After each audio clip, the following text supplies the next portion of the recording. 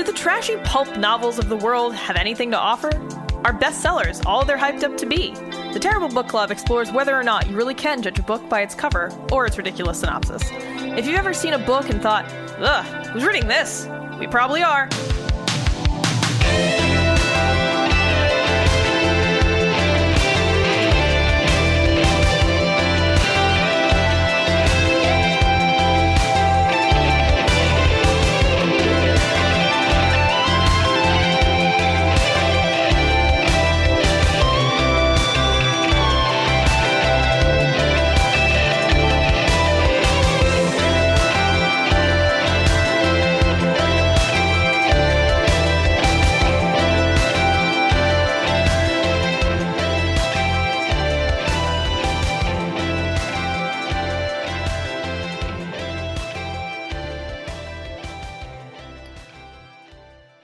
Hello, and welcome to episode 90 of the Terrible Book Club.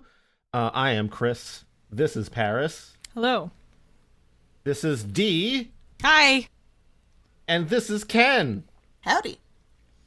With our podcast combined, we are once more the Terrible Antique Book Freaks. Huzzah. Hooray. Captain Was it supposed to be like a gang show? Planet. I didn't realize. Yeah, I guess I just didn't tell anyone that we were gonna do that, but you know, we can do another take later and smack it in there, you know. Yeah. Super fun. Sure. Well, this is a special episode, you guys, because I mean, Terrible Book Club has done semi-live reads before, but we've never done the whole enchilada, eaten the whole thing. I can't believe I ate the whole thing before. Because this time, we are once again returning to our old pal, Carnacki the Ghost Finder. And we are reading The Gateway of the Monster, the first story in this collection of stories by William Hope Hodgson about Carnacki the Ghost Finder, the guy that finds the ghosts. If this is your first time listening to the Terrible Book Club, what we do here is we read books that we assume will be bad based on their cover, title, summary, or some combination of those three things. So we do the opposite of what most people do when they are browsing in a bookstore or online for something to read. Usually this experiment results in a disappointing read, but once in a while we actually really end up liking the book. And of course today we have Dee and Ken here with us. They are the Antiques Freaks, and they are glorious. They are going to be here to guide us through this question mark Edwardian? I think Ken, we're Ken all that one, that's all you. Edwardian. Edwardian story. Oh shit, I was right. Yes. Okay. Back to Paris. Sweet. I already have a point, and we're only doing the intro. This is great. So for content warnings today, I mean, we've got our usual barnyard language, but honestly, we don't know, other than maybe generalized occult bullshit, because we're doing a live read today. None of us have read this before. So Warning for a cult. warning for a generalized occult bullshit, and Edwardian stuff. I don't know. Also, rude as... dinner hosts is another content Yes. warning. Yes. So the summary of this collection of stories is simply, this collection of stories focuses on Thomas Carnacki, a fictional occult detective created by English writer William Hope Hodgson. So nothing else. You don't get anything else. If you listened to, I think, episode, I want to say 83, where the Antiques Freaks joined us for The Horse of the Invisible, that story was from this same collection, so also by William Hope Hodgson, and also focused on Thomas Carnacki. So if you've heard that, then you have a good foundation for what's to come. So what are the rules here? Yeah, we need to establish the rule set for this live read here. We got four idiots trying to read something, so I think Ken's proposal was the best. Ken, would you like to explain the rules today? We will be going by Eye of Argon rules, which is you read as much as you can until you either flub it or burst into laughter, at which point it passes to the next person. Okay, which order, and what is the order? That is up to us. Okay. Should it be alternating TBC and Antiques Freaks, or should it be each podcast has their own team? Is there a point system? Does someone get an Olive Garden gift card at the end of this? I'll buy. Here's the thing: I'll buy someone an Olive Garden gift card. Get them at least a Besties gift card. Come on. It'll be $5. Okay. Yeah, Besties. You can actually buy something for $5. So yeah. Yeah, please. If there's an How about- Olive Garden gift card at stake, I want to lose, is what I'm saying. How about this? I'm looking at the Twitch stream right here, and we can go by top Z to bottom Z rules here, and I will do. It'll be me, and then Ken, and then Paris, and then D. Okay. Sounds good. That seems to go in the go for it. order for things here. All right, so this is right, like English class in school. Let's all fuck this up totally. I was so excited when you guys pitched that because I was just like, I miss that so much. Yeah, I used to like that too. Oh God, my camera, what's happening? Okay, but can I say, are people allowed to heckle the person that is reading? Yes, I vote Oh God, yes. I hope so. Okay, yeah. Okay. So we might be actively trying to make the person break then. Okay, all right, yeah. I've already devised a route, something to make me break immediately, so this is gonna go real well.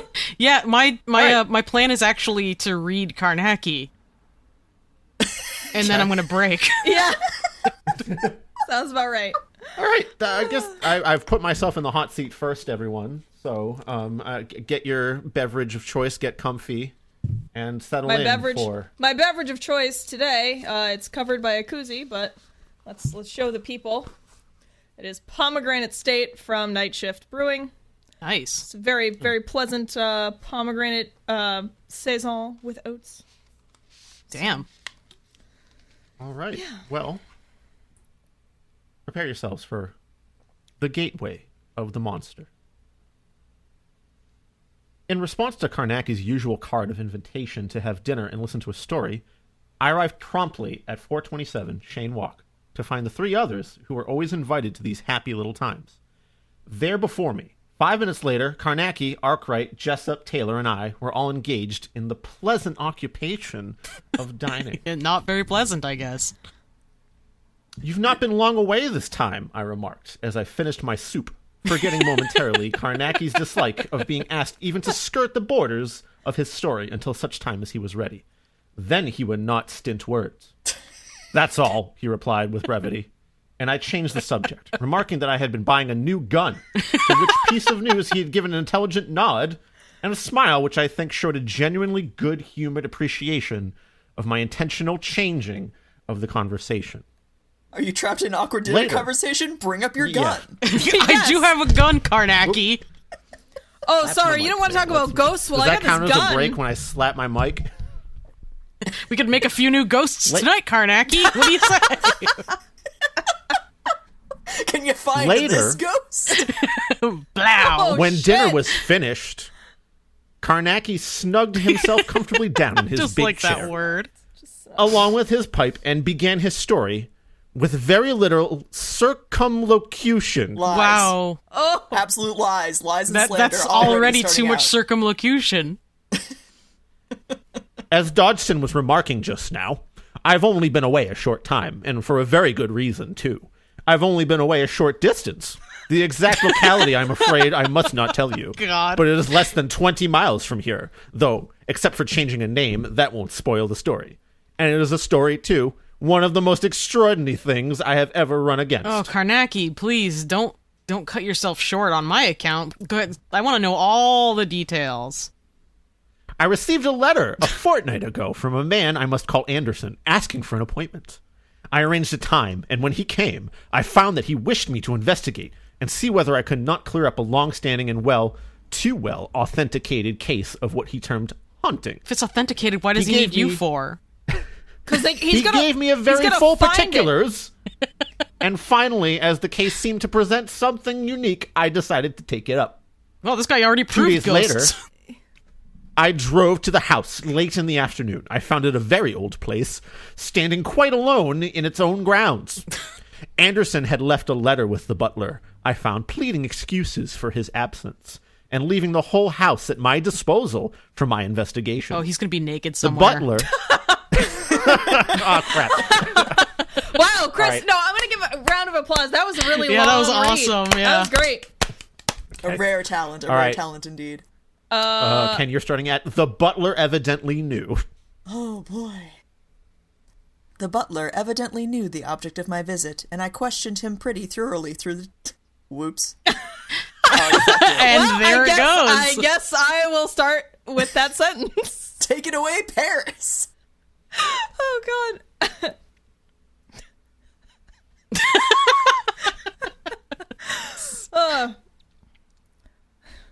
Fuck, I don't think I can do this. All right, hang on.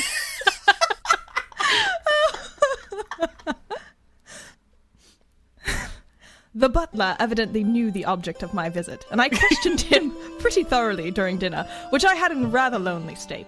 He is an old and privileged servant and had the history of the Grey Room exact in detail. From him, I learned more particulars regarding two things that Anderson had mentioned in but a casual manner. The first was that the door of the Grey Room would be heard in the dead of night to open and slam heavily, and this even though the butler knew it was locked and the key on the bunch in his pantry. The bunch? The second was that the bedclothes would always be found torn off the bed and hurled in a heap into a corner. And there'd always be a man in the 22, corner man. with his butt out. Oh, you found me, Carnacki. But it was the door slamming that chiefly bothered the old butler. Many and many a time, he told me, had he lain awake and just got shivering with fright listening. For sometimes the door would be slammed, time after time. Thud, thud, thud. So That weren't the sleep door, buddy. was Yeah, impossible. we're in agreement it's not the door, right? No. We all know it's not the door. That ain't the door. It's a naive butler. From Anderson, I knew already that the room had a history extending back over 150 years. 3 people had been strangled in it. What? An ancestor of his and his wife and child. Jesus This Christ. is Check the authentic, closet. as I had taken very great pains to discover, so that you can imagine it was with a feeling I had a striking case to investigate that I went upstairs after dinner to have a look at the Grey Room. I knew it was authentic because I also strangled someone in it. And sure enough, a ghost. Peter, the old butler, was in rather a state about my going and assured me with much solemnity that in all the 20 years of his service no one had ever entered that room after nightfall. He begged me, in quite a fatherly way, to wait till the morning, when there would be no danger, and then he could accompany me himself. Of course, I smiled at him a little, and told him not to bother. I explained that I should do no more than look round a bit, and perhaps affix a few seals. He need not fear. I was used to that sort of thing. But he shook his head when I said that. I've been strangled by Carnacki ghosts. trained at SeaWorld. I've got a couple seals. All right, I think that's a break there Wait, why? because you chuckled. I've laughed Therefore, a several. break. I've laughed several times. Okay. All right, fine. Keep going. I mean, I can also stop. It's fine if Dee wants to take over. No, I want to see how much longer you can go. Whew, okay. yeah, I'm gonna. Okay. There isn't many ghosts like ours, sir, he assured me, with mournful pride. And by got the best Jove, he ghosts was here. right, you will see. I took a couple of candles, and Peter followed with his bunch of keys. couple? He unlocked the door, but would not come inside with me. He was He's evidently in a double-fisting candles. fright, and he renewed his request that I would put off my examination until daylight. Of course, just I laughed juggling at him candles. again, and told him he could stand sentry at the door and catch anything that came out. And if it comes The out... ghost, like in his hands, like grab the ghost. It never And don't comes be scared if outside, it comes sir, out he naked. said, in his funny old solemn manner. Somehow he managed to make me feel as if I were going to have the creeps right away. Anyway, it was one to him, you know. Why isn't he just like, oh, the butler's the ghost? Shit, so obvious. I left him Fucking there and Scooby-Doo would examined have the already room. solved this. It is a big apartment Yeah. and well furnished in the grand style, with a huge 4-poster which stands with its head to the end wall. There were 2 candles on the mantelpiece and 2 Fucking on each of the wasting 3 candles. tables that were in the room. I lit so the lot, many. and after that, the room felt a little less inhumanly dreary. Though, mind you, it was quite fresh and kept well in every way. Fuck, I fucked up the order of those words. All right, sorry. Quite fresh. Go. Okay, hold on. Let me a little sip. Oh, I'm sipping. Take your preparations. Moon sugar, not now. No, moon sugar always. Always sugar moon helps. sugar. Moon sugar needs you to read.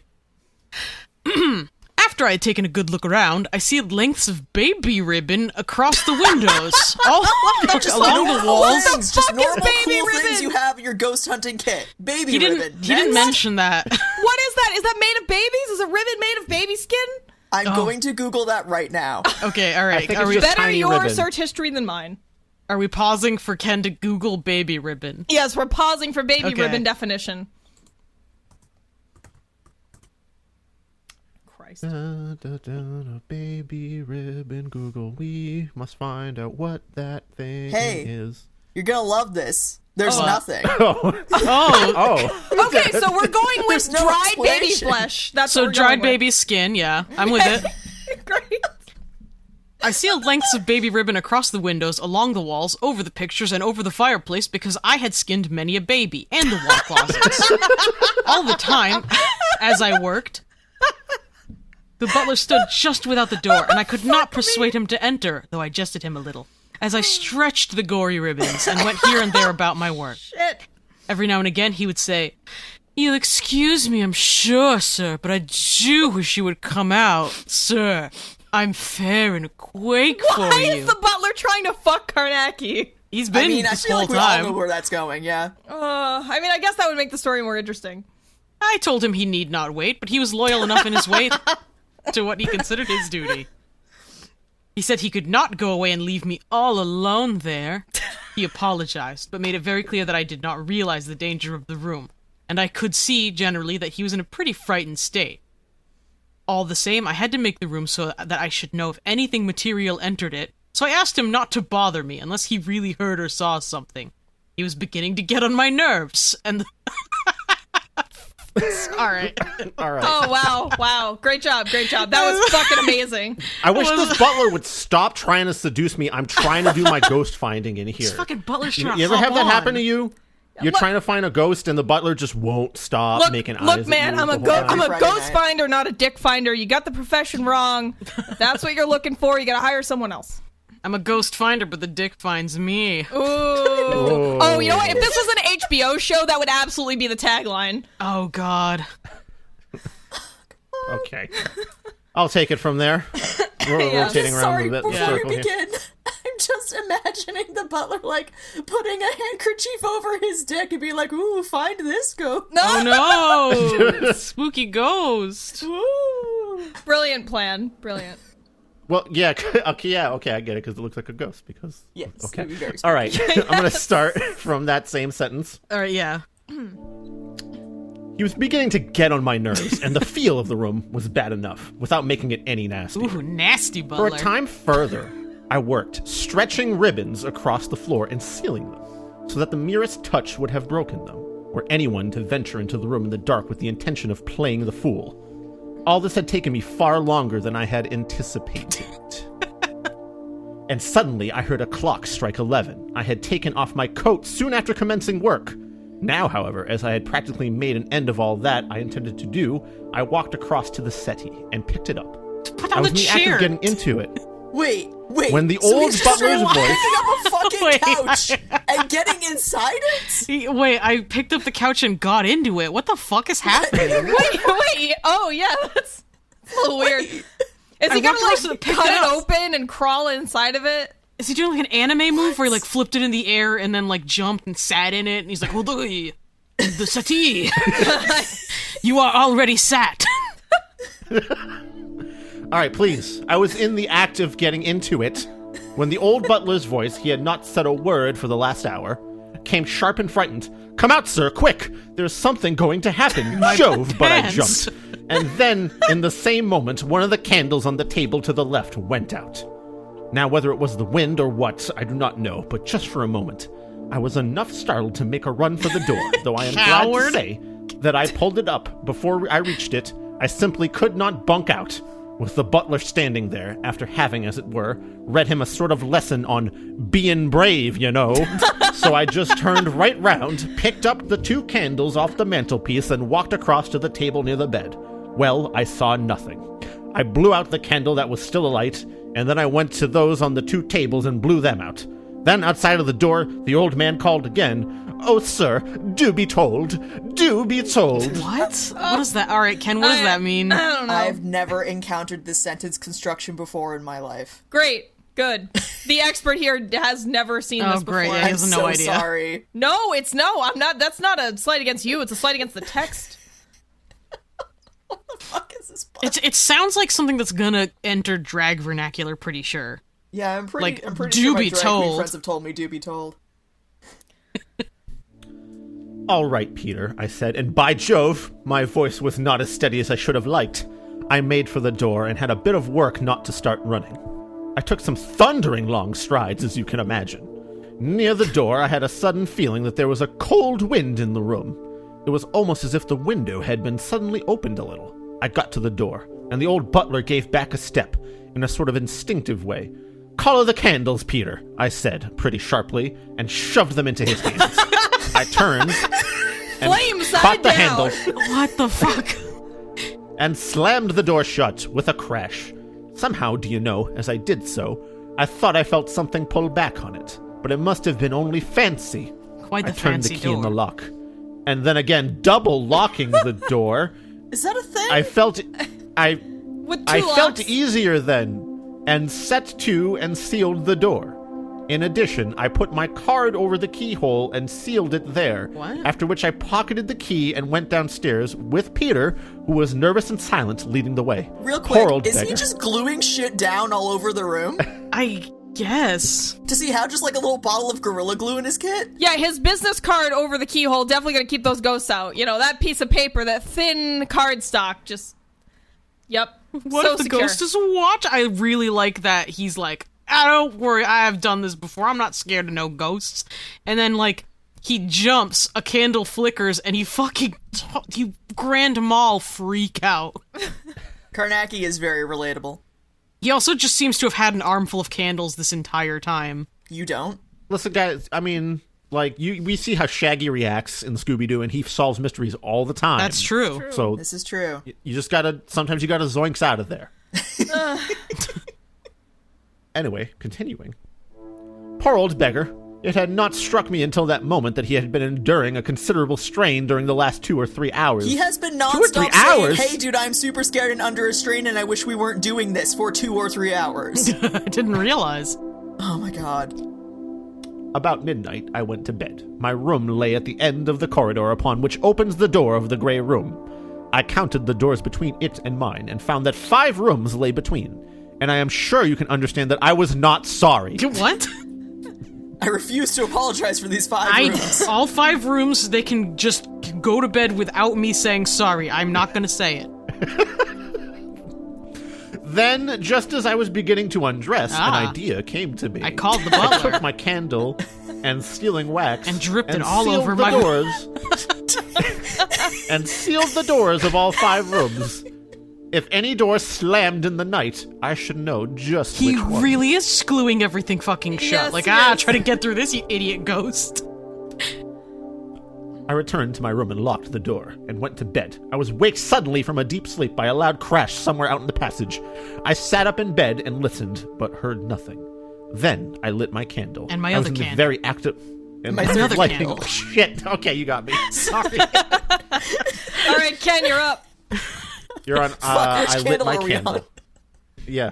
Third candle. You lit my candle. I was in the very act of lighting it. I was in the very act of lighting it when there came the bang of a door being violently slammed along the corridor. I jumped out of bed and got my revolver. I unlocked the door and went out into the passage, holding my candle high and keeping the pistol ready. Wait, is it a revolver or a pistol? Oh, Both, Bitch, pick one. apparently. yeah, I guess. Also, in this story, we're still holding this idea that guns are effective against fucking ghosts. yeah, Absolutely. I think he's got a gun for every candle, actually. He's actually just a golem made of guns and candles stuck together with candle wax. Guns are how you find ghosts. You shoot wildly into the corridor, and then, like, a day later, a ghost appears because you shot someone dead. Yeah, it's true. Then a queer thing happened. The butler came in.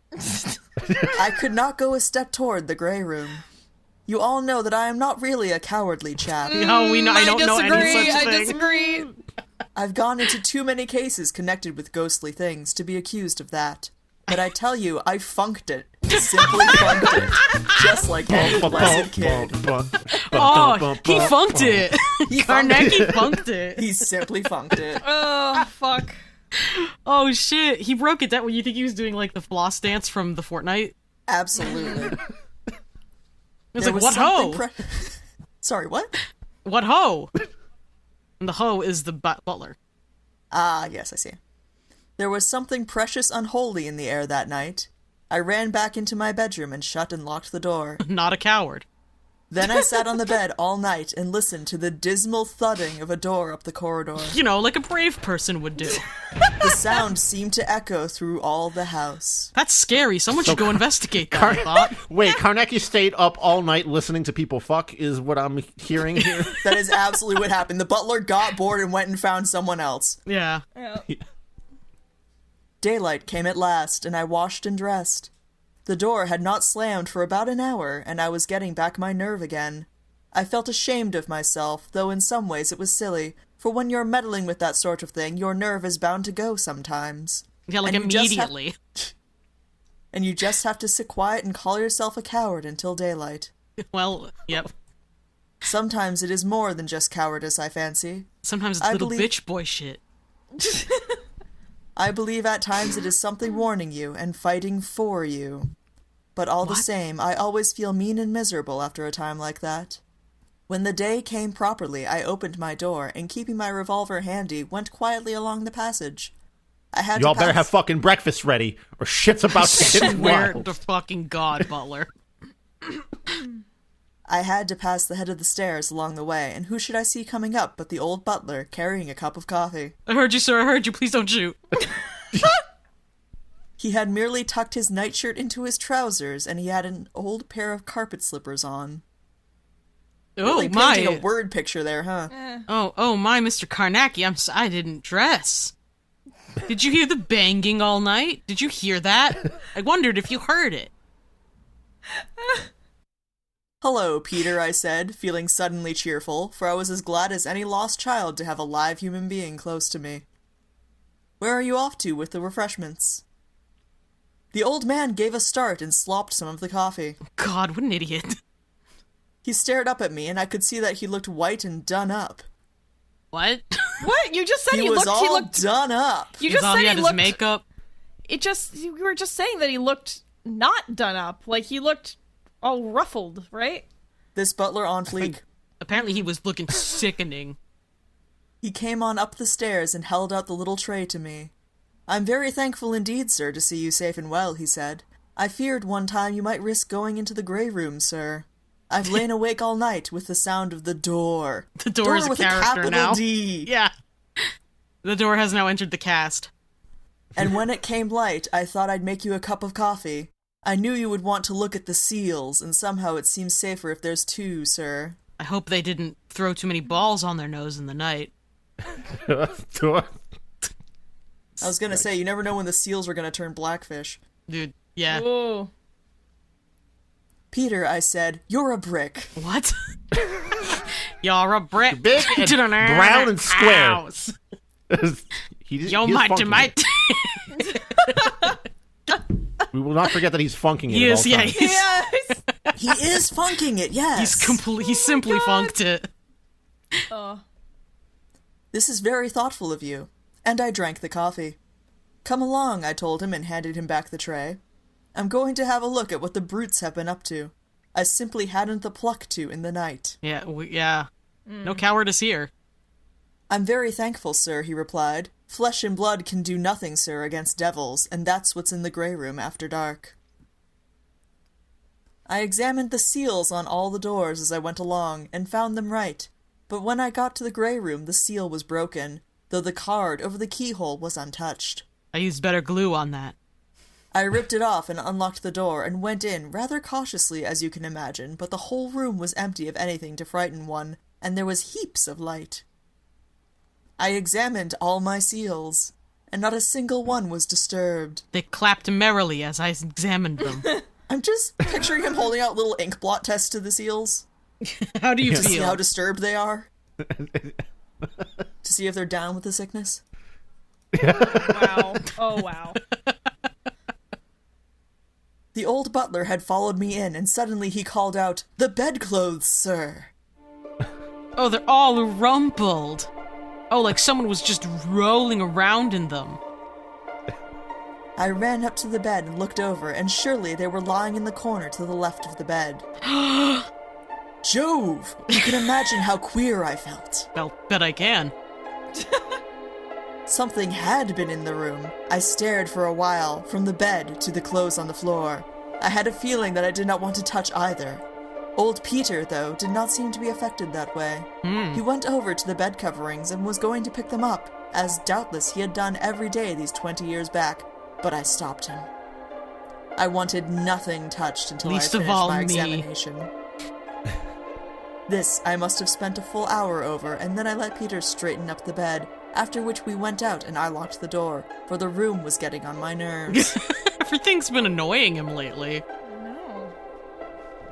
I had a short walk and then breakfast, after which I felt more my own man, I bet you felt your own man. and so returned to the grey room, and with Peter's help and one of the maids, I had everything taken out of the room. There are maids here? For some reason I was just imagining just Peter the butler. Yeah, it didn't say it was just Peter earlier? It Yeah, did, but we all know maids aren't people. They just Oh. apparated. Oh. I forgot. I'm sorry. Welcome to the Edwardian era. It'd be very funny if they were ghost maids and you just didn't notice. Those ghosts. Oh, they've been here all the time. They like to bang in the grey. Except the bed, even the very pictures. I examined the walls, floor, and ceiling then, with probe, hammer, and magnifying glass, but found nothing suspicious. Let's really tear up the place, And Jesus. I can assure you I began to realize in very truth that some incredible thing had been loose in the room during the past night. I sealed up everything again and went out, locking and sealing the door, as before. So please stop putting wax all over the things. I have to clean that. After dinner, Peter and I unpacked some of my stuff, and I fixed up my camera and flashlight opposite the door of the grey room, with a string from the trigger of the flashlight to the door. Then, you see, if the door were really opened, the flashlight would blare out, and there would be, possibly, a very queer picture to examine in the morning. It's of the butler. The last thing I did those before rumpled leaving bedclothes. was to uncap the lens, and after that I went off to my bedroom and to bed, for I intended to be up at midnight, and to ensure this, I set my little alarm to call me. Also, I left my candle burning. That's That not seems safe. unsafe. Yeah, that seems unsafe. A ghost set my room on fire. The clock woke me at 12, and I got up and into my dressing gown and slippers.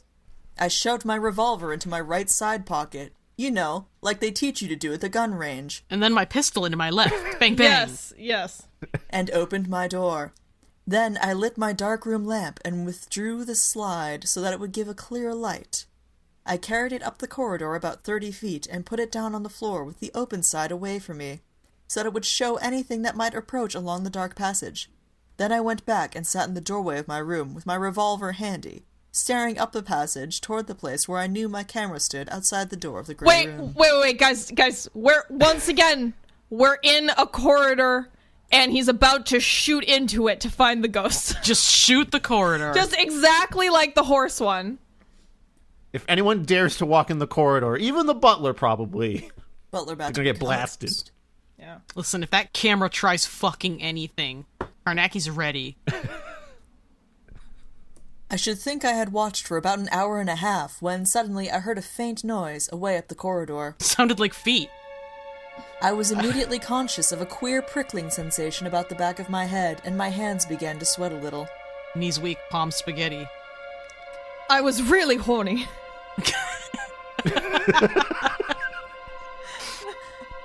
The following instant, the whole end of the passage flicked into sight in the abrupt glare of the flashlight. There came the succeeding darkness, and I peered nervously up the corridor, listening tensely and trying to find what lay beyond the faint glow of my dark lamp, which now seemed ridiculously dim by contrast with the tremendous blaze of the flash power. And then, as I stooped forward, staring and listening, there came the crashing thud of the door of the grey room. The sound seemed to fill the whole of the large corridor and go echoing hollowly through the house. I tell you, I felt horrible, as if my bones were water. Like a brave man. Yes. This man is now liquid. Alex macked it. Simply beastly. Jove, how I did stare and how I listened. And then it came again. Thud, thud, thud, and then a silence that was almost worse than the noise of the door. It's definitely a door, and nothing else. For I kept fancying that some awful thing was stealing upon me along the corridor. And then, suddenly, my lamp was put out, and I could not see a yard before me. I realized all at once that I was doing a very silly thing, sitting there, and I jumped up. So I started blasting. Even as I did so, I thought I heard a sound in the passage and quite near me. These italics are in the text, by the way. Oh, I know. Just for the audience who might not be reading along. I made one backward spring into my room. Oh shit, he fucking backflipped into that shit. Oh, yeah. Carnacki on X Games mode. And slammed and locked the door. I sat on my bed and stared at the door. I had my revolver in my hand, but it seemed an abominably useless thing. I felt that there was something on the other side of that door. For some unknown reason, I knew it was pressed up against the door, and it was soft. Oh. What? What? Soft. Yeah. Because ghosts are made out of bed sheets. It's because it's just it's just the butler like twerking it. I knew. That's why they call him the butler. It was pressed up against the door, and it was soft and thick. That was just what I thought. Most extraordinary thing to think. Yeah. Presently, I got a hold of myself a bit, and marked out a pentacle hurriedly with chalk on the polished floor. And there I sat in it until almost dawn. Wait, no, I flipped those. Fuck. Oh, yep, there you go. All right, Paris, you're up. Thus ends my reign. I know, that was a pretty nice, good, though. that was a nice Good, long yeah. one. Nice long Woo! extended. Good job. Thank you. And all the time, away up the corridor, the door of the grey room thudded at solemn and horrid intervals. It was a miserable, brutal night. When the day began to break, the thudding of the door came gradually to an end, and, at last, I got hold of my courage and went along the corridor in the half-light to cap the lens of my camera. I can tell you, it took some doing, but if I had not done so, my photograph would have been spoilt, and I was tremendously keen to save it. I got back to my room and then set to and rubbed out the 5-pointed star in which I had been sitting. Half an hour later, there was a tap at my door.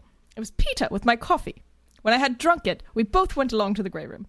As we went, I had a look at the seals on the other doors, but they were untouched. The seal on the door of the grey room was broken, as also was the string from the trigger of the flashlight, but the card over the keyhole was still there. I ripped it off and opened the door. Nothing unusual was to be seen until we came to the bed. Then I saw that, as on the previous day, the bedclothes had been torn off and hurled into the left-hand corner, exactly where I had seen them before. I felt very queer, but I did not forget to look at all the seals, only to find that not one had been broken. Then I turned and looked at old Peter, and he looked at me, nodding his head. Yep. "Let's get out of here," I said. "It's no place for any living human to enter without proper protection." It's literally what he said when you got here. Yeah. We went out then, and I locked and sealed the door again. I feel like the sentence, "it's no place for any living human to enter without proper protection," is said a lot by Carnacki. Yeah, and probably the butler, too. After breakfast, I developed the negative, but it showed only the door of the grey room half opened. Then I left the house, as I wanted to get certain matters and implements that might be necessary to life, perhaps to the spirit, for I intended to spend the coming night in the grey room. I got back in a cab about 5:30 with my apparatus, and this, Peter and I carried up to the grey room, where I piled it apparatus. carefully in the centre of the floor. When everything was in the room, including a cat which I had brought, I locked What? and sealed the door Wait, and why? went toward the bedroom, telling Peter I should not be down for dinner. He said, "Yes, sir," and went downstairs, Get busy with this cat. thinking that I was going to turn in, which was what I wanted him to believe, as I knew he would have worried both me and himself if he had known what I intended. But I merely got my camera and flashlight from my bedroom and hurried back to the grey room. I locked and sealed myself in and set to work, for I had a lot to do before it got dark. First, I cleared away all the ribbons across the floor. Then, I carried the cat, still fastened in its basket, over to the far wall and left it. I returned then to the centre of the room and measured out a space 21 feet in diameter, which I swept with a broom of hyssop. About this, I drew a circle of chalk, taking care never to step over the circle. Beyond this, I smudged, with a bunch of garlic, a broad belt right around the chalk circle, and when this was complete, I took from among my stores in the centre a small jar of a certain water. I broke away the parchment water. and withdrew the Certain stopper. water. Piss. Then, It's piss. dipping my left forefinger in the little jar, I went round the circle again, marking upon the floor just within the line of chalk the second sign of the Sama ritual, and joining each sign appears! most It's carefully with the left-handed crescent. I can tell you, I felt easier when this was done, and the water circle complete. Then, Piss I circle. unpacked some more of the stuff that I had brought, and placed a lighted candle in the valley of each Yeah, crescent. oh, more candles. It's exactly what we needed here. After that, I drew a pentacle so that each of the 5 points of the defensive star touched the chalk circle. In the 5 points of the star, I placed 5 portions of the bread, each wrapped in linen, and in the 5 veils, 5 open jars of water I had used to make the water circle. And now, lot of pea jars. I had my first protective barrier complete. And now I had my first Pee Wee Herman breakfast machine complete. Now, anyone, except you who know something of my methods of investigation, might consider all this a piece of useless and foolish No, superstition. Mr. Carnacki, we But still you think that, all actually. remember the Black Veil case, in which I believe my life was saved by a very similar form of protection, whilst Asta, who sneered at it and would not come inside, died. Does he bring I that got up in the idea every from story? the Six Sand MS written, so far as I can make out, in the 14th century. At first, naturally, I imagined it was just an expression of the superstition of the time, and it was not until a year later that it occurred to me to test his defense, which I did, as I've just said, in that horrible Black Veil business. You know how that turned out. Yeah, because you bring it up literally every dinner, Carnacki. Well, like, jeez, it's ghoulish. Later, I used it several times, and always I came through safe, until that moving fur case. That was It was the only cat. a Sorry, partial buddy. defense, therefore, and I nearly died in the pentacle. After that, I came across Professor Garda's experiments with the medium. When they surrounded the medium with a current in vacuum, he lost his power, Vacuumed him right up. almost as if it cut him off from the immaterial. That made me think a lot, and that is how I came to make the electric pentacle, which is the most marvelous defense against certain manifestations. I use the shape of the defensive star for this protection because I have, personally, no doubt at all, but that there is some extraordinary virtue in the old magic figure. Curious thing for a 20th century man to admit, is it not? But then, as you all know, I never did and never will allow myself to be blinded by this little cheap laughter. I ask questions and keep my eyes open. I really like that he started this with, like, you guys know how I do. Anyway, I'm gonna explain to you in fucking gritty detail how I do. So, Yeah. and you guys remember Aster? Aster fucking died. Like, In this last case, I had little doubt that I'd run up against a supernatural monster, and I meant to take every possible care, for the danger is abominable. I don't want to die like Aster. You guys remember Aster? He died. I turned to now to fit the electric pentacle, setting it so that each of its points and veils coincided exactly with the points and veils of the drawn pentagram upon the floor. Then I connected up the battery, and the next instant the pale blue glare from the intertwining vacuum tubes shone out. I glanced about me then, with something of a sigh of relief, and realized suddenly that the dusk was upon me, for the window was grey and unfriendly. Then, round at the big empty room, over the double barrier of electric and candlelight, I had an abrupt, extraordinary sense of weirdness thrust upon me. In the air, you know, as it were, a sense of something inhuman impending. The room was full of the stench of bruised garlic, a smell I hate. You're the one who brought the garlic in! Someone beat up all my fucking garlic. I hate this. I turned now to the camera and saw that it and the flashlight were in order. Then I tested my revolver carefully, though I had little thought that it would be needed. Yet, to what extent materialization of an abnatural creature is possible given unfavorable conditions, no one can say. And I had no idea what horrible thing I was going to see, or feel the presence of. I might, in the end, have to fight with a materialized monster. I did not know and could only be prepared. You see, I never forgot that 3 other people had been strangled in the bed close to me, and the fierce slamming of the door I had heard myself. I had no doubt that I was investigating a dangerous and ugly case. By this time, the night had come, though the room was very light with the burning candles, and I found myself glancing behind me constantly, and then all around the room. It was nervy work waiting for that thing to come. Then suddenly, I was aware of a little cold wind sweeping over me, coming from behind. I gave one great nerve thrill, and a prickly feeling went all over the back of my head. Then I hove myself round with a sort of stiff jerk and set straight against that queer wind. I bet. It seemed to come from the corner Give of it the a room good to the stiff left of the jerk. bed, the place where both times I had found the heap of tossed bedclothes. Yet I could see nothing unusual. No opening. Nothing. Abruptly, I was aware that the candles were all a flicker in that natural wind.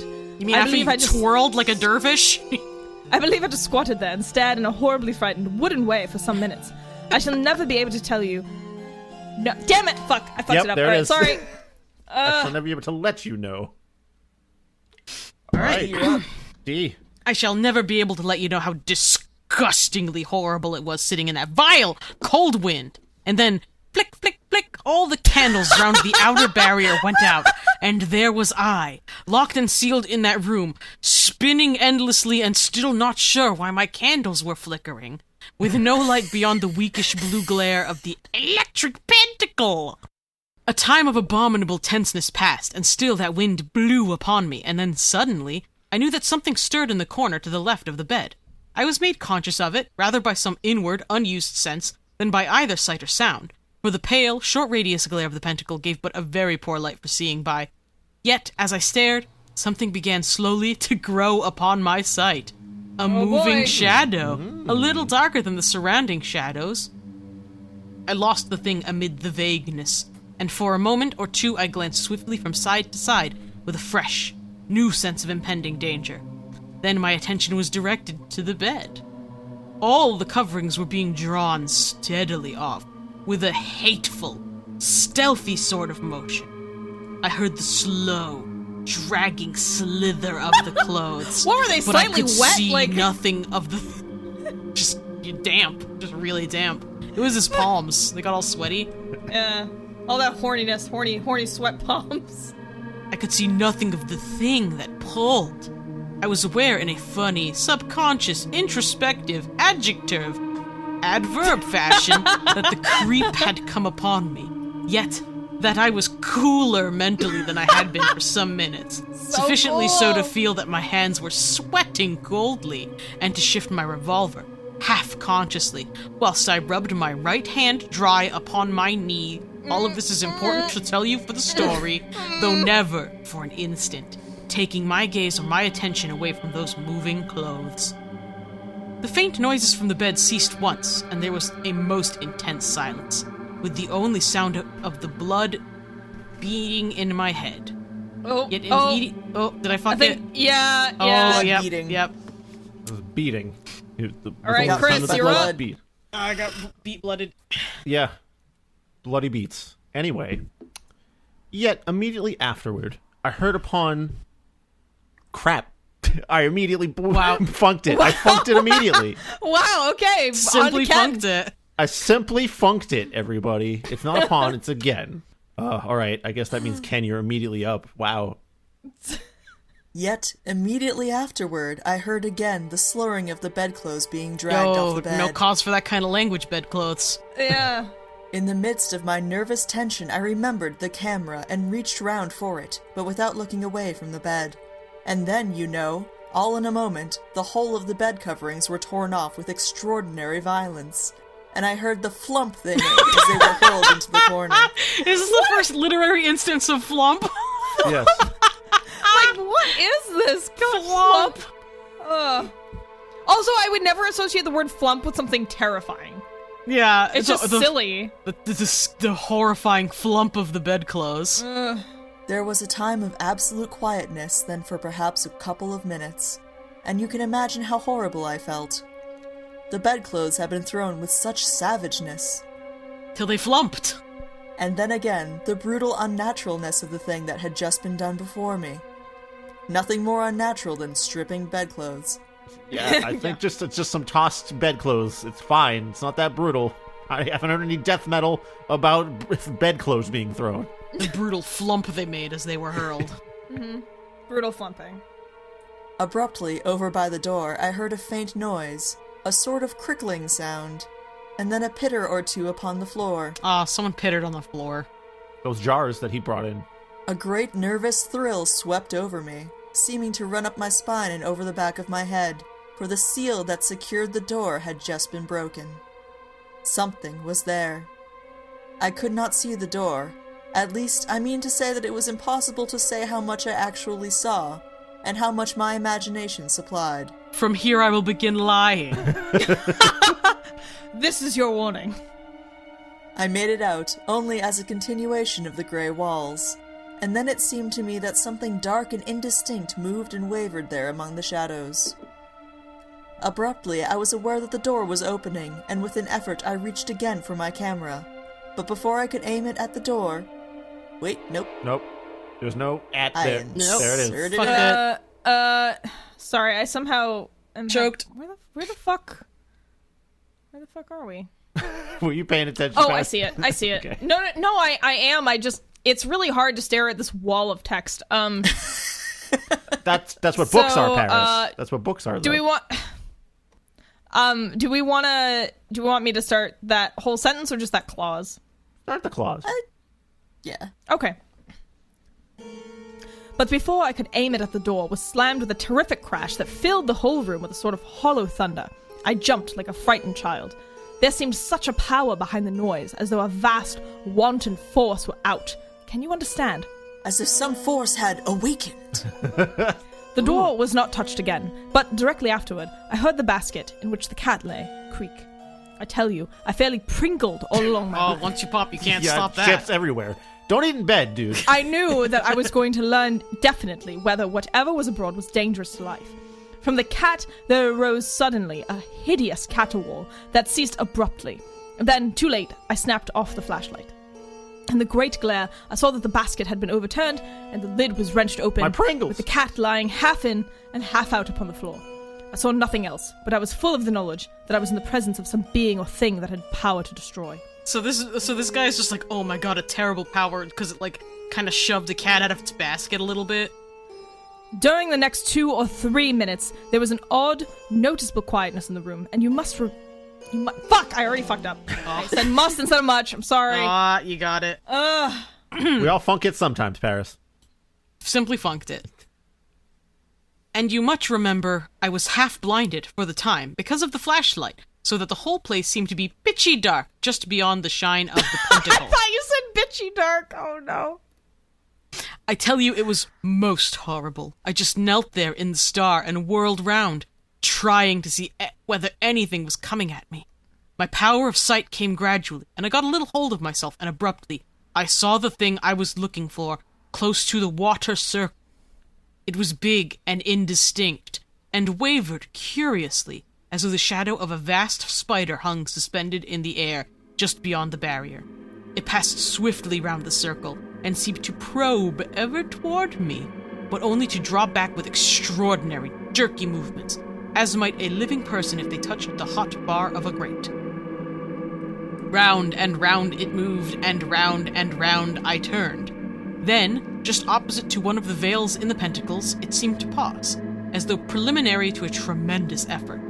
It retired almost beyond the glow of the vacuum light, and then came straight towards me, appearing to gather form and solidity as it came. There seemed a vast, malign determination behind the movement that must succeed. I was on my knees, and I jerked back, falling onto my left hand and hip, in a wild endeavor to get back from the advancing thing. With my right hand, I was grabbing madly for my revolver, which I had let slip. The brutal thing came with one great sweep straight over the garlic and water circle, almost to the veil of the pentacle. I believe I yelled. Then, just as suddenly as it had swept over, it seemed to be hurled back by some mighty, invisible force. It must have been some moments before I realized I was safe, and then I got myself together in the middle of the pentacles, feeling horribly gone and shaken, and glancing round and round the barrier, but the thing had vanished. Yet I had learned something, for I knew not. Oh, fuck. All right, Chris, you're up. Yet I had learnt something, for I knew now that the grey room was haunted by a monstrous hand. Oh, yeah? Suddenly, Yeah, you sure? as I Yeah. crouched there, I saw what had so nearly given the monster an opening through the barrier. In my movements within the pentacle, I must have touched one of the jars of water, for just where the thing had made its attack, the jar that guarded the deep of the veil had been moved to one side, and this had left one of the 5 doorways unguarded. I put it back quickly, and felt almost safe again. Oh my god, Carnacki. For I had found the cause, and the defense was still good. And I began to hope again that I should see the morning come in. When I saw that thing so nearly succeed, I had an awful, weak, overwhelming feeling that the barriers could never bring me safe through the night against such a force. You can understand? For a long God, time... he's like a guy in a bar that's just like explaining the minutiae Yes. you don't fucking care about. Yeah, is this dude mansplaining a shitty ghost story? Like, that feels like what's happening here. Just like, I want to know, like, I was being haunted by a monstrous hand, but more importantly, the jar of water had been inched 5 inches to the left, and my jars of water need to be perfect, and Can you understand? possibly understand? Are you even capable of comprehending that this jar of water had moved? For a long time, I could not see the hand, but presently I thought I saw once or twice an odd wavering over among the shadows near the door. A little later, as though in a sudden fit of malignant rage, the dead body of the cat was picked up and beaten with dull, sickening blows against the solid floor. What? That made And when was it established that the cat had died? Now, I guess it was a subtle suggestion. that made me feel rather queer. Is that the proper explanation for how something banging a cat's corpse against the floor makes you feel? Is just like, that's a little weird. Also, what was the point of the cat except to have it murdered? Yeah, why and did he couldn't bring the anything- cat into this? I don't want to say, like, Thumbs down. like, pick a mouse or something, buddy. A minute afterward, the door was opened and slammed twice with tremendous force. The next instant, the thing made one swift, vicious dart at me from out of the shadows. Instinctively, I started sideways from it, and so plucked my hand from upon the electric pentacle where, for a wickedly careless moment, I had placed it. The monster was hurled off from the neighborhood of the pentacles. Though owing, Just small though owing to my inconceivable HOA of foolishness, pentacles. it had been enabled for a second time to pass the outer barriers. I can tell you, I shook for a time with sheer funk. Oh, cat slam, dunk the funk, and put it up. Gonna fight this ghost hand. I moved right to the center of the pentacles again and knelt there, making myself as small and compact as possible. As I knelt, there The came, act of a very brave man. As I Yeah, knelt- you mean like a cat? That didn't seem to do it much good. there came to me presently a vague wonder at the two accidents which had so nearly allowed the brute to get at me. Was I Oh, Carnacki peed himself. Was I being influenced to unconscious voluntary actions that endangered me? The thought took hold of me, and I watched my every movement. Abruptly, I stretched a tired leg and knocked over one of the jars of water. No! Some was spilled. How could you be that fucking careless when your life is in danger? Just like, I don't it's know, like the- stretch. The just break only this thing he's circle. been thinking of till now, and he just, like, fucking kicks it over in a fit of funk. God. Some was spilled, but because of my suspicious watchfulness, I had it upright and back within the veil, while yet some of the water remained. Even as I did so, the vast black, half-materialized hand beat up at me out of the shadows, and seemed to punch leap him. almost into my face. So nearly did it Stop approach. hitting yourself. But for the third time, it was thrown back by some altogether enormous, overmastering force. Yet, apart from the dazed fright in which it left me, I had for a moment the feeling of spiritual sickness, as if some delicate, beautiful inward grace had suffered, which is felt only upon the too near approach of the abhuman, and is more dreadful in a strange way than any physical pain that can be suffered. Oh, dude, the abhuman is, like, my favorite workout. I knew by this more of the extent and closeness of the danger, and for a long time I was simply cowed by the butt-headed brutality of the force upon my spirit. I can put it no other way. Fucking butthead. Really? You couldn't put it any other way? I can put it no other way. I knelt again Listen, in you the ceased by funk. I knelt again in the center of the pentacles, watching myself with more fear almost than the monster. For I knew now that unless I guarded myself from every sudden impulse that came to me, I might simply work my own destruction. Do you see how horrible it all was? Can you possibly understand that the ghost was spooky? Do you see? I spent the rest of the night in a haze of sick fright, and so tense that I could not make a single movement naturally. I was in such fear that any desire for action that came to me might be prompted by the influence that I knew was at work upon me. And outside of the barrier, that ghastly thing went round and round, grabbing and grabbing in the air at me. Twice more was the body of the dead cat molested. Oh, God. Oh, God! This fucked up ghost! The second time, I heard every bone in its body scrunch and crack. And all the time, the horrible wind was blowing upon me from the corner of the room to the left of the bed. Then, Bruh, you need help. just Hey, as what the whole fuck? Then just as the first touch of dawn came into the sky, that unnatural wind ceased in a single moment, and I could see no sign of the hand. The dawn came slowly, and presently the wan light filled all the room and made the pale glare of the electric pentacle look more unearthly.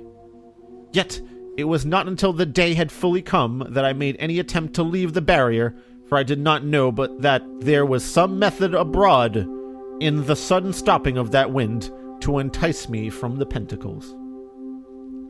At last, When the dawn was strong and bright, I took one last look round and ran for the door. I got it unlocked, and in a nervous and clumsy fashion, then locked it hurriedly and went to my bedroom, where I lay on the bed and tried to steady my nerves. Peter came, presently, with the coffee, and when I had drunk it, I told him I meant to have a sleep, as I had been up all night. Yeah, like I do after coffee, yeah. Coffee always calms me down. He took the tray and went out quietly, and after I had locked my door, I turned in properly, and at last got to sleep. I woke about midday, and after some lunch, went up to the grey room. I switched off the current from the pentacle, which I had left on in my hurry. Also, I removed the body of the cat. You can understand I did not want anyone to see the poor brute. Well, gee, I don't know if there's much left of it. After that, I made a very careful search of the corner where the bedclothes had been thrown. I made several holes and probed and found nothing. Yeah, I just stuck it in each one and I waited. Then it occurred to me... It wasn't like any of those movies at all. Okay, well, you got me there. You got me, D. Oh, that was good. That was good. It was a long one. The next sentence ain't much better. Very good. Oh, no. Then it occurred to me to try with my instrument under the skirting. Still not like the movies. I did so and heard my wire ring on metal. I turned the hook end that way and fished for the thing. Whoa, what shape is it? At the second go, I got it. It was a small object, and I took it to the window. I found it to be a curious ring made of some graying material. The curious thing about it was that it was made in the form of a pentagon. That is, the same shape as the inside of the magic pentacle, but without the mounts, which form the points of the defensive star. It was free from all chasing or engraving. You will understand that I was excited when I tell you I felt sure I held in my hand the famous luck ring of the Anderson family. What? Oh, Excuse that's me? right. Excuse me? What else could it What? be? Yeah, that's my favorite Disney original movie. Fucking Deus Ex Machina shit. Just pulling stuff out of your ass right at the end. You know, the famous luck ring of the Anderson family. As you know. Which indeed was of all things the one most intimately connected with the history of the haunting, which is why I didn't tell you about it earlier. So that's why I Didn't never... mention it Yeah, at fucking all. that's why it's not been brought up at all. This ring was handed on from father to son through generations, and always, in obedience to some ancient family tradition, each son had to promise never to wear the ring. Oh, great. Cool ring to keep around. The ring, I may say, was brought home by one of the Crusaders under very peculiar circumstances, but the story is too long to go into here. No, by all means, please tell me the more interesting shit, like how many points a star has. Oh, God. And how many inches you nudged a jar of water. How many holes you probed. It appears that young Sir Hulbert, an ancestor of Anderson's, made a bet, in drink you know, that he would wear the ring that night. The mad lad. My God, I'm gonna wear the ring. He did so, and in the morning his wife and child were found strangled in the bed in the very room Oh, in the which I ring did stood. it, the ring. Ah, it was the ring, definitely the ring. Many people, it would seem, thought young Sir Hulbert was guilty of having done the thing in drunken anger, and he, in an attempt to prove his innocence, slept a second night in the room. He also was strangled. Well... Case closed. Mystery solved, everyone. Since then, as you may imagine, no one has ever spent a night in the Grey Room until I did so. The ring had been lost so long that it had become almost a myth, and it was the most extraordinary to stand there with the actual thing in my hand, as you can understand. I think I added a "the" there. Sorry, the butler who cleans the room, right? Didn't the butler say he cleans the room? Yeah. Shitty butler. Why is he? Well, he's too busy mussing up the Why is it bedclothes. like no one's ever been in there to find the ring when the butler was in there to clean? I don't know. Ken, are you ceding to me? There was Yes. Yeah, there was a word Okay. mixed there. Your turn has come. All right. It was whilst I stood there, looking at the ring, that I got an idea. Supposing that it were, in a way, a doorway. You see what I mean? A sort of gap in the world hedge. It was a queer idea, I know, and probably was not my own, but came to me from the outside. You see, the wind had come from that part of the room where the ring lay. I thought a lot about it. Then the shape, the inside of a pentacle. It had no mounts, and without Oh, mounts, I know what a as the star looks like, Sigsand Carnacki. MS has it, the mounts, which are the 5 hills of safety, to lack is to give power to the demon, and surely to favour the evil thing. You see, the very shape of the ring was insignificant, and I determined to test it. I unmade the pentacle, Can you possibly understand? for it must be made afresh and around the one to be protected. Then I went out and locked the door. After which I left the house to get certain matters, for neither Another cat. yarbs nor fire nor wire must be used a second time. What's a yarb, please? Word for a I cat. returned Old about English word for a cat. 7:30, and as soon as the things I had brought had been carried up to the grey room, I dismissed Peter for the night, just as I had done the evening before. When he had gone downstairs, I let myself into the room and locked and sealed the door. I went to the place in the centre of the room where all the stuff had been packed and set to work with all my speed to construct a barrier about me and the ring. I do not remember whether I explained it to you, but I had reasoned sure that you did. if the ring were in any way a medium of admission and it were enclosed with me in the electric pentacle, it would be, to express it loosely, insulated. Do you see? The force, see? which had visible expression as a hand, would have to stay beyond the barrier which separates the ab from the normal, from the gateway we removed from accessibility. As I was saying, I'll show you abs I from the worked normal, with all baby. my speed to get the barrier completed about me and the ring, for it was already later than I cared to be in that room unprotected. Also, I had a feeling that there would be a vast effort made that night to regain the use of the ring, for I had the strongest conviction that the ring was a necessity to materialization. You will see whether I was right. Just fucking get rid of it. I completed the barriers in about an hour, and you can imagine something of the relief I felt when I felt can't imagine the any of pale it. glare of the electric pentacle once more all about me. From then onward, for about 2 hours, I sat quietly, facing the corner from which the wind came. At about 11 o'clock, a queer knowledge came that something was near to me, yet nothing happened for a whole hour after that. Then, suddenly, I felt the cold, queer wind begin to blow upon me. To my astonishment, it seemed now to come from behind me, and I whipped round with a hideous quake of fear. The wind met me in the face. It was blowing up from the floor close to me. I stared down in a sickening maze of new frights. What on earth had I done now? The ring was there, close beside me, where I had put it. Suddenly, as I stared, bewildered, I was aware that there was something queer about the ring. Funny, shadowy movements and convolutions. I looked at them, stupidly. And That's then, all you ever do with abruptly, anything, I Carnacki. knew that the wind was blowing up at me from the ring. A queer, indistinct smoke became visible to me, seeming to pour upward through the ring and mix with the moving shadows. Suddenly, I realized that I was in more than any mortal danger. For the convoluting shadows about the ring were taking shape, and the death hand was forming within the pentacle. My goodness, do you realize that I had brought the gateway into the pentacles, and the brute was coming through, pouring into the material world as gas might pour out from the mouth of a pipe? I should think that I knelt for a moment in a sort of stunned fright. Then, with a mad, awkward movement, I snatched at the ring, intending to hurl it out of the pentacle. Yet it eluded me, as though some invisible living thing jerked it hither and thither. At last, Man, he's I been gripped jerked it, a lot in yet this in the room. same instant it was torn from my grasp with incredible and brutal force. A great black shadow covered it, and rose into the air and came at me. I saw that it was the hand, vast and nearly perfect in form. I gave one crazy yell, and jumped over the pentacle and the ring of burning candles, and ran despairingly for the door. I fumbled idiotically and ineffectually with the key, and all the time I stared with a fear that was like insanity toward the barriers. The hand was plunging toward me, yet even as it had been unable to pass into the pentacle when the ring was without, so now that the ring was within, it had no power to pass out. The monster was chained, as surely as any beast would be, were chains riveted upon it.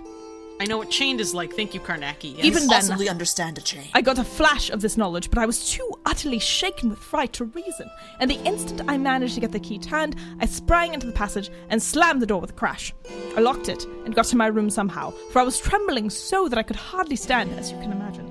I locked myself Can you in imagine? and managed to get the candle lit. Then I lay down on my bed, kept quiet for an hour or two, and so I got steadied. I got a little sleep later, but woke when Peter brought my coffee. Like When I fucking had drunk clockwork, it, this guy. I felt altogether better, and took the old man along with me whilst I had a look into the grey room. I opened the door and peeped in. The candles were still burning, wan So against safe. the daylight, and behind them was the pale glowing star of the electric pentacle. And there, in the middle, was the ring, the gateway of the monster, lying demure and ordinary. Nothing in the room was touched, and I knew that the brute had never managed to cross the pentacles. Then I went out and locked the door. After a sleep of some hours, I left the house. I returned in the afternoon in a cab. I had with me an oxy-hydrogen jet and 2 cylinders containing the gases. I carried the things into the grey room, and there, in the centre of the electric pentacle, I erected the little furnace. 5 minutes later, the lock ring, once the luck, but now the bane of the Anderson family, was no more than a little solid splash of hot metal. Well, finally. Carnacki felt in his pocket and pulled out something wrapped in tissue paper. He passed it to me. I opened it and found a small circle of greyish metal, something like lead, only harder and rather brighter. Well, I asked, at length, after examining it and handing it round to the others, did that stop the haunting? Carnacki nodded. Yes, he said. I slept 3 nights in the grey room before I left. Old Peter nearly fainted when he knew that I meant to, but by the third he's night, so excited. he seemed to realise that the house was just safe and ordinary. And you know, I believe in his heart, he hardly approved. Carnacki stood up and began to shake hands. Out you go, he said, genially, and presently we went, pondering, to our various homes. Fuck out of my house! Yeah. God, we're Carnacki free! is the fucking worst! Paris, you get the Olive Garden So, gift card. do you notice again? No, I don't want it. You got to the Please end. You're don't the give one it that to me. gets it. Yeah, $5. $5 off at the Olive Unlimited Garden. breadsticks. Uh, $10 at best. Limited. Come on. Limited to $5. There actually was a my limit on the God. breadsticks. I worked at Olive Garden briefly. There was a limit. What? That's so raw. That's the only reason to be there, and they take it away. It was a really high limit. It was like 20 servings or something. guys, I have never attempted an accent for any period of time, and I think I did like 10 different English accents. You went. Yeah, I think you got through the entirety of the con. You honestly, you went from like you held it Harry together pretty Potter. well. You went from Harry Potter to Hermione by like around the second or third run through. I was just like, fuck, I don't know what I'm doing. I'm just fucking wiggling through different areas of England. It's fine. Or the UK, I should say. And that's okay. At least I didn't end up too Irish or Scottish at any point. Yeah, you didn't That's why I didn't. go full Dick Van Dyke, so yeah. you're fine. That's why I didn't go for the accent. Okay, Oh boy, that was hard. A thing I really, really liked about this story, I love that the ghost was a hand, and as a result, it could only do hand stuff. Yeah, you know. So, like, it's just, I mean, I love to imagine it was just like, open the door, close the door, open the door, close the door, open the door, close the I door. also don't understand why they were like, oh, we're so scared of the door opening and closing, and also it throws stuff on the floor. Like, whatever. I don't know. And it took so long for him to just explain very basic shit. It's just such a waste of I like goddamn that he time. had been withholding the entire time the interesting part of the story. Yeah, the luck ring that we just didn't know about until the penultimate paragraph. It's way more The interesting. pentacle moment, yeah, if you will. Yeah. Oh. Did he ever explain how the pentacle was electric? Battery. Battery. Yeah. I mean, I know there was a battery, but I don't remember what... I mean, I know I read it, but I don't remember what it was hooked up to. Like, It was sucked up to vacuum tubes and wires. yeah. Oh, vacuum tubes. Yeah, you're right. Real, you're right. that old I don't ti- really know why vacuums are important. But Okay, Paris, do you know like a guitar amp? yes. Like the tubes in the back of a guitar amp? tube amp? Yeah, Yes. yeah. Those yes. are vacuum tubes, in that there was a vacuum inside of. I know. Okay. Well, you just said Can you. you don't- I know that they're Possibly vacuum understand. You tubes. said you just said- I'm aware. You just said you didn't understand where to vacuum. Where they're vacuum tubes. It's different from a solid state amp, you see, that does not have those. No, that's not, Anyway. I thought you said you didn't know why there was a vacuum. I'm sorry, I didn't mean to mansplain. Can you possibly comprehend the vacuum? Yeah, can you possibly fine. can you understand vacuum tubes? They have better tone, Paris. No, I'm an idiot. I'm a stupid The singer. I clipping- don't know shit about guitars. The clipping is more rounded. You see. All right, so folks, can we fix this story? Yes. Yes. How? Someone other than Carnacki tell it. Carnacki dies, the cat lives. Done. The cat. The cat. Wait, okay. Yeah, at some point, Oh! he figures out it's a hand because it stops and pets the cat. Yes. No, he figures out it's a hand because it jerks him off. And then the butler comes in. Yeah, and he's And like, there's an what? orgy. The hand and not me? Like, really? You turn me down every night, and then this fucking spectral hand Yeah. shows up? Yeah. What if- And then there's just some weird like spectrophilia orgy, and that's cool. Okay, so that's definitely a fix. Or Carnacki's spirit gets sucked into the cat, and then he's a cat for the rest of his adventures. I would also be down Yeah. with That that. seems unfair to the cat. Yeah. That has to fucking But be then Carnacki. But then the ghost hand breaks all the bones in Carnacki's body, and he's like, "Oh, cat forever now." Well, hey, honestly, Carnacki the Cat Ghost Finder would be way more entertaining. Yeah, I'd much rather go to dinner at that guy's house. Yeah, agree. What if? All right, what if so the cat? fuck- hold on a fuck second. this. I have an idea. What if the cat was the one that dragged the ring into the pentacle? That would be fun. Yeah, That would be Cat fun. was True, that's true. ghost. Yeah, would because the be cat good. doesn't Cat- know cat actually about goes. this whole electric pentacle thing. So the cat, like, Carnacki's like all upset that the cat's about to do some cat shit and like knock the ring off of the bedpost or something into the pentacle. Like a naughty Exactly, little cat. and then like that's Cat's all just it takes knocking to over the trap doors. the hands. Yeah. All right. Well, I don't know if we have anything else to say about this other than I just want to point out that so it opens with Arkwright, Jessup, and Taylor also being there and affecting nothing, either in the tone of the story or the way it goes or in the telling of it. They're just there, silent and staring, as Carnacki asks them if they could possibly understand. I think both them and Carnacki wishes they weren't there. Why does he have 4 friends? He Well, barely needs one. I know. My other question is, like, why is he so quick to kick them the fuck out of his house? He's like, oh, I just finished the last sentence. Get the fuck out of here. Like, Out, Jesus. out, out, out. Like, we're not even going to have some fucking coffee? Like, calm the fuck down. Oh, wait, okay, that's another fix I've got. At the end, when he kicks everyone out in, like, such a goddamn hurry, he pulls out from his other pocket the actual ring, and he's like, just you and me tonight, Spectre Man. Oh, There yes! you That's go. a much better ending. Good job, D. Good job. Oh, man. I don't understand why people like these stories so much. I think they suck. People like these stories. Carnacki Yeah. walked so Lovecraft could run. No! I mean, more like Carnacki crawled so Lovecraft could, like, roll down a hill screaming epithets. Yeah. Oh, wow. Oh, All right. wow. Well, Giving That's all both he's of them too much credit, like... I know, it's true. We seem to have lost Chris, so I guess I'll just finish this up by myself. Chris is gone. R.I.P. Chris. You were a good host for the past You were a few great years. host. Thank you. You were Wait, great. Perhaps Chris has returned to us. But anyway, I was I just think gonna... I hear a I spectral don't know what hand. happened. Oh, is that spectral hand coming to jerk us off? Oh, there is. Oh I don't my know god. what happened. That's all right. Welcome back. So, I was just going to close the show out unless we had any further comments. No, I don't understand why people like these things. These seem like Yeah, very that's boring what I just said. ghost stories. Yeah. Well, that and he like can't keep things consistent. You know, like revolver, pistol. He can't. He I'll let goes that into too much slide. detail about things that don't matter, and then doesn't go into detail about things that should matter. Also, why are guns effective against ghosts? That's still a They're thing not. I don't understand. Though. They're not. They never Well, are. He never I know, gets to He but, has not learned his but lesson. why does he think that? I don't understand why he has that that idea. You know, it's very odd. Yeah, I just don't find these very compelling at all. These are not great. So, well, And yet, I love them so much. oh, I love how terrible they are, for sure. This was really fun. Thanks so much for doing this with us. You know, having the Antiques Freaks here is always an honor and a privilege. And we really appreciate y'all doing this with us. So thank you. Aw, shucks. Thanks for inviting us. Thanks for having us. Thanks for reading shitty Edwardian spec fic with us. Oh, dude, like, I mean, I'm sure we'll do this many times. You know, No. we were at a Why? pace of having y'all on. What? Why must we do this many times? There's only 5 stories, right? I want to get through Oh, all God. of them. All right, fine. I mean, someday we will. Well, now there are 5 stories in this collection. Oh God. Oh no. Oh fuck.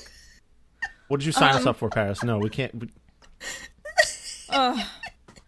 Well, anyway, thank you, Antiques Freaks, for joining us. Thank you, anyone on Twitch. I don't think anyone's here tonight, but that's fine. We didn't advertise. We just did this. So, There's a few people. lastly, thank you to our Patreon supporters, of course. Thank you to Dari, Greg, Will, Veronica, Dee, Jared, Lynn, Sinya, Jakob, Bobby Blackcat, Jensina, Mayo Cat, Elliot, Kieran, Martin, and our newest patron, Jay. If you also want to help support the show, like the lovely folks that I just listed, you can become a patron on Patreon. You can also become a patron for the Antiques Freaks. I highly recommend doing so.